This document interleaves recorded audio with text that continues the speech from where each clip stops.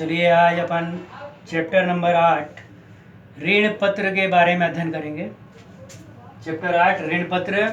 ये ऋण पत्र है क्या? जब कंपनी अपना व्यापार शुरू करती है तो उसको पूंजी प्राप्त करने के कई स्रोत होते हैं, जिसमें से एक स्रोत था अंश पूंजी, जिसके बारे में हम लोगों ने अध्ययन कर चुका है कि अंशों के बदले में कंपनी जो है उस अंशधारी को लाभांश देती है। अंशों का निर्गमन करने के बावजूद अगर पैसे की पूर्ति नहीं हो पाती है, पूंजी की पूर्ति नहीं हो पाती है, तो ऐसी दशा में कंपनी जो है ऋण पत्रों का निर्गमन करती है। मतलब कंपनी बाहरी व्यक्तियों से ऋण लेती है और उसके अधीन कंपनी का सार्वमुद्रा यानी सील, कंपनी का सील लगाकर एक प्रमाण पत्र उस व्यक्ति को दिया जाता है। उसको बोलते हैं अपन ऋण प्रमाण पत्र। उस ऋण प्रमाण पत्र में लिखा रहता है कि इस व्यक्ति ने कंपनी को आज 10,000 रुपये का ऋण दिया है और इस 10,000 रुपये के ऋण के बदले कंपनी इसे 5%, 6%, जो भी दर दिया रहेगा इतना ब्याज देगी। और उस ऋण पत्र को संभाल कर रखता है कौन? वह ऋण पत्रधारी जिसने कंपनी को क्या दिया है? ऋण। तो पूंजी प्राप्त करने का एक साधन ऋण भी है, जिसमें बाहरी व्यक्तियों को ब्याज का प्रलोभन देकर कंपनी जो है उनसे ऋण लेती है और हर वर्ष प्रति वर्ष उसको उस ऋण पर ब्याज का भुगतान नगद करती है।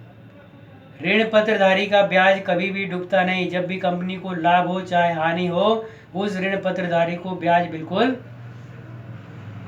दिया जाता है और उसके बाद बाकी लोगों का भुगतान किया जाता है। आई बात समझ में? तो इसी को क्या बोलते हैं अपन? ऋण पत्र। ठीक है, अब चलते हैं आगे अपन इस ऋण पत्र के अंतर्गत ऋण पत्र के उद्देश्य, क्यों इस ऋण पत्र का निर्गमन किया जाता है, पैसे की आवश्यकता क्यों होती है, क्यों व्यक्ति बाहरी व्यक्तियों से ऋण लेने के लिए बाध्य हो जाता है। तो इसके उद्देश्य में बताया जाता है यहाँ पर। सबसे पहले संयंत्र के आधुनिकीकरण के लिए। अगर मान लो कंपनी के प्रबंधक को लगता है कि अगर मेरे पास और पैसा होता तो मैं नई मशीन लगा लूँगा, आधुनिक मशीन लगा लूँगा, जिससे उत्पादन की मात्रा क्या हो जाएगी? बढ़ जाएगी और लागत भी कैसा होगा? कम से कम। तो यह सोचकर बाहरी व्यक्तियों से ऋण ले लेता है और उस ऋण का प्रयोग मशीन के आधुनिकीकरण में करता है। उस ऋण का प्रयोग मशीन के आधुनिकीकरण में करता है और नई मशीन की स्थापना कर लेता है। कौन? कंपनी का प्रबंधक। पहली बात। दूसरा,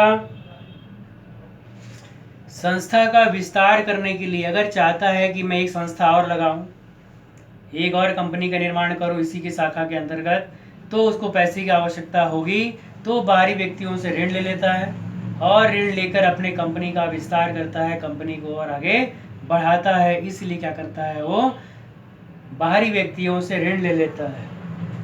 कार्यशील पूंजी में वृद्धि करने के लिए। कार्यशील पूंजी किसको बोलते हैं अपन? अगर कंपनी को लाभ कम हो रहा है, उसके पास पूंजी कम है, कर्मचारियों को वेतन देने के लिए पैसा नहीं है यहाँ पर, माल खरीदने के लिए पैसा नहीं है यहाँ पर, तो माल खरीदने के संबंध में या वेतन देने के संबंध में जिस पूंजी की आवश्यकता होती है, उस पूंजी को बोलते हैं अपन कार्यशील पूंजी। क्या बोलते हैं उसको? कार्यशील पूंजी। अगर हमारे पास पूंजी पर्याप्त मात्रा में रहेगा तभी हम समय पर माल खरीद कर लाएंगे, समय पर कर्मचारियों का वेतन देंगे, तब हमारी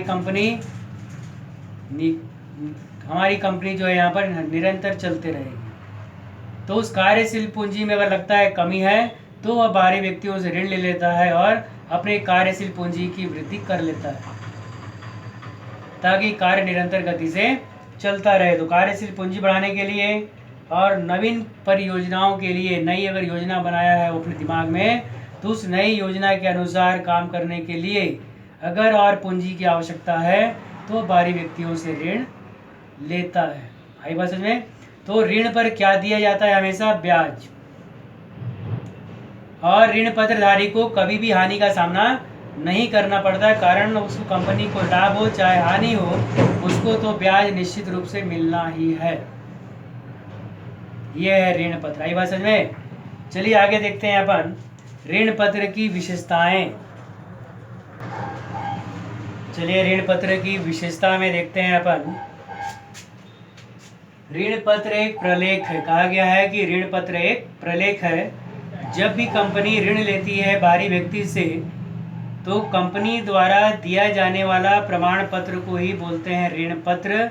इसलिए कहा गया कि ऋण पत्र क्या है? एक प्रकार का प्रलेख है। जो प्रमाण पत्र देती है कंपनी उस प्रमाण पत्र को ही क्या बोलते हैं अपन? प्रलेख। आगे बात समझ में? तो क्या कहा गया यहाँ पर? ऋण पत्र एक प्रलेख है। दूसरा, कॉमन सील सार मुद्रा के अधीन जारी किया जाता है। यानी जब भी कोई व्यक्ति संस्था को ऋण देगा और संस्था उसको अगर कोई प्रमाण पत्र देती है तो उस प्रमाण पत्र पर संस्था का सार मुद्रा लगना अनिवार्य है। अगर कंपनी का सील नहीं लगता है, सार मुद्रा नहीं लगता है, तो ऐसे कंडीशन में वह एक रद्दी पेपर से और कुछ भी नहीं, उसका कोई महत्व नहीं रहेगा। कंपनी कल को अगर उसे ब्याज नहीं देगी तो अगला व्यक्ति कंपनी के ऊपर किसी प्रकार से कोई कार्यवाही भी नहीं कर सकता। इसलिए कहा जाता है कि उसके ऊपर कंपनी का सील या मोहर लगना अनिवार्य है। जैसे अपन बैंक में जाते हैं, बैंक में जब डिपॉजिट करते हो तो वहां से एक प्रमाण पत्र मिलता है और उसके ऊपर बैंक का सील लगा रहता है। अगर मान लो बिना उसके सील लगे अगर हमको कोई प्रमाण पत्र मिल गया या हम उठा ली कहीं से और उस पर लिख दिए कोई अमाउंट, तो एक कागज का टुकड़ा है, उसका कोई उपयोग वहां पर नहीं होगा, ना ही हमको वहां से कोई ब्याज की राशि मिलेगी। यही बात समझ में? इसलिए कहा गया है कि ऋण पत्र पर सील सार मुद्रा का लगना अनिवार्य है। बिना सार मुद्रा लगे, सील लगे, कंपनी कोई प्रमाण पत्र का निर्गमन नहीं करती। ठीक, आगे देखिए, मूलधन की वापसी। जो ऋण लिया जाता है कंपनी के द्वारा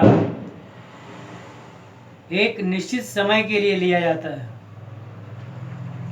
उसमें समय अवधि लिखा रहता है कि 2 साल के लिए ऋण लिया गया है या 5 साल के लिए लिया गया है और 5 साल तक कंपनी इतने प्रतिशत की दर से ब्याज का भुगतान करेगी। तो कंपनी प्रत्येक वर्ष 5% के है तो 5% के हिसाब से उसको ब्याज का भुगतान करते रहेगी। लेकिन जैसे ही 2 साल के लिए लिया गया था, 2 साल की अवधि पूरी हो जाएगी तो उस मूलधन को वापस कर देता है कंपनी। किसको? उस ऋण पत्रधारी को, जिसने कंपनी को क्या दिया था? ऋण दिया था। तो उसको जो है यहाँ पर उसका मूलधन वापस कर दिया जाता है और उससे वो प्रमाण पत्र जब्त कर लिया जाता है और उस दिन से उनके बीच में किसी प्रकार से भी कोई लेन देन वहां पर नहीं होता। आगे बस में यहाँ तक। फिर बोला है इसी में, देखो, भुगतान में प्राथमिकता। जब भी कंपनी बंद किया जाएगा या कंपनी का समापन होगा या कंपनी को लाभ होगा तो उस वर्ष में सबसे पहले इस ऋण पत्रधारी को रकम का भुगतान किया जाएगा। ऋण पत्रधारी को देने के बाद अन्य किसी व्यक्ति के अंशधारी के रकम का भुगतान किया जाता है। लेकिन सबसे पहले किसको दिया जाएगा? ऋण पत्रधारी को। इसलिए कहा गया यहाँ पर ऋण पत्रधारी को किसी प्रकार से भी हानि का सामना यहाँ पर नहीं करना पड़ता है। उसको समय पर अपनी राशि की प्राप्ति हो जाती है, ब्याज और मूलधन उसको समय पर मिल जाता है। किसको मिल जाता है यहाँ पर? इस ऋण पत्रधारी को। ठीक है, आई बस में यहाँ तक। फिर देखिए इसी के अंतर्गत ब्याज। ऋण पत्र पर एक निश्चित दर से ब्याज दिया जाता है। जब भी ऋण प्रमाण पत्र जारी किया जाएगा तो उस पर ब्याज की दर लिख दी जाएगी कि इसको 5% के हिसाब से या 6% के हिसाब से प्रति वर्ष ब्याज दिया जाएगा। ऐसा तो जितना भी लाभ होगा उस लाभ का 5-6% निकाल कर उसको ब्याज के रूप में वहां पर दिया जाता है। तो ऋण पत्रधारी को ऋण के बदले क्या मिलता है? ब्याज। और लाभांश किसको मिलता है? अंशधारी को। ऋण पत्रधारी को क्या मिलेगा? केवल ब्याज। इस बात का आपको ध्यान में रखना है। ठीक, इसके बाद देखिए इसी में सदस्य नहीं। ऋण पत्रधारी जो है कंपनी का सदस्य नहीं होता। क्यों सदस्य नहीं होता? तो उसको कंपनी के लाभ हानि से कोई लेना देना नहीं। कंपनी को लाभ हो तब, हानि हो तब उसको ब्याज मिलना चाहिए, पहली बात।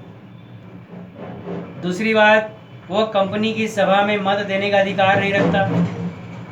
कंपनी की कोई भी सभा होगी उस सभा में शामिल नहीं हो सकता। कौन? ऋण पत्रधारी। इसलिए कहा गया यहाँ पर कि कंपनी ऋण पत्रधारी कंपनी का सदस्य नहीं होता है, क्योंकि कंपनी के किसी भी सभा में वो शामिल नहीं हो सकता और उसको वहाँ पर मत देने का अधिकार भी नहीं होता। इसलिए ऋण पत्रधारी कंपनी का सदस्य नहीं होता है। आई बात समझ में यहाँ पर? फिर कहा जाता है कि ऋण की सीमा एक निर्धारित होती है। पार्षद सीमा नियम और जो पार्षद अंतर नियम कंपनी तैयार करती है, उस सीमा नियम अंतर नियम में तय कर दिया जाता है कि कंपनी कितने रुपए तक का ऋण बाहरी व्यक्ति से ले सकती है। और फिर कंपनी उस सीमा नियम के अंतर्गत रहकर ही जितना तय किया गया है वहाँ पर उतना रुपए ही ऋण के रूप में लेती है। उससे अधिक फिर वो ऋण प्राप्त नहीं कर सकती बाहरी सदस्यों से। ये इसकी विशेषता है। और इसका उल्लेख कहाँ पर रहता है? हमारा पार्षद सीमा नियम एवं पार्षद अंतर नियम में। ऋण पत्र के कई प्रकार होते हैं। वाहक ऋण पत्र, रजिस्टर्ड ऋण पत्र, अंशतः ऋण पत्र, पूर्णदत्त ऋण पत्र और भी कई प्रकार के ऋण पत्र होते हैं। तो कहा गया यहाँ पर ऋण पत्र जो है कई प्रकार के होते हैं और उस प्रकार से वहाँ पर उसका निर्गमन करती है कौन? कंपनी। तो उसका प्रकार भी लिखा रहता है कि कौन सा ऋण पत्र निर्गमन की है कंपनी। वाहक ऋण पत्र का निर्गमन किए तो लिखा रहेगा वाहक ऋण पत्र। रजिस्टर्ड ऋण पत्र का निर्गमन करेगी तो वहाँ पर लिखा रहेगा रजिस्टर्ड ऋण पत्र। इस प्रकार से उसके नाम का भी उल्लेख वहाँ पर कंपनी के द्वारा किया जाता है कि कंपनी ने कौन से ऋण पत्र का निर्गमन किया है। फिर कहा जाता है कि निर्गमन की प्रक्रिया कैसी होगी। तो जिस प्रकार से अंशों का निर्गमन होता था, ठीक उसी प्रकार से ऋण पत्रों का भी निर्गमन होता है। सम मूल्य पर, प्रीमियम मूल्य पर, बट्टा मूल्य पर। ऋण पत्र का निर्गमन सम मूल्य पर, प्रीमियम मूल्य पर और बट्टा मूल्य पर किया जाता है। जिस प्रकार से अंश के अंतर्गत आवेदन, आवंटन, याचना, फिर से जिस प्रकार से अंशों में आवेदन, आवंटन, याचना किया जाता था, ठीक उसी प्रकार से ऋण पत्र में भी आवेदन, आवंटन, याचना उसी क्रम में हमको काम करना है। अंश अगर सीख गए बनाना अंश पूंजी हम, तो सेम उसी का कॉपी है ऋण पत्र, केवल अंश के जगह क्या आ जाएगा? ऋण पत्र। बाकी नियम कानून सब वही है, वहाँ पे कोई भी परिवर्तन नहीं होगा। आगे देखोगे आप जब प्रैक्टिकल बनाएंगे अपन, तो केवल अंश के जगह ऋण पत्र उसका नाम आएगा, लेकिन बाकी सभी प्रक्रिया वही रहेगी। इसलिए कहा गया जिस प्रकार से अंशों का निर्गमन किया जाता है, ठीक उसी प्रकार से ऋण पत्रों का निर्गमन भी किया जाता है। और इसके साथ ही साथ ऋण पत्र पर ब्याज का उल्लेख भी किया जाता है। जैसे 10% ऋण पत्र, 5% ऋण पत्र, ये वहाँ पे लिखा रहेगा। तो इस पे यह है इसकी विशेषता। किसकी विशेषता?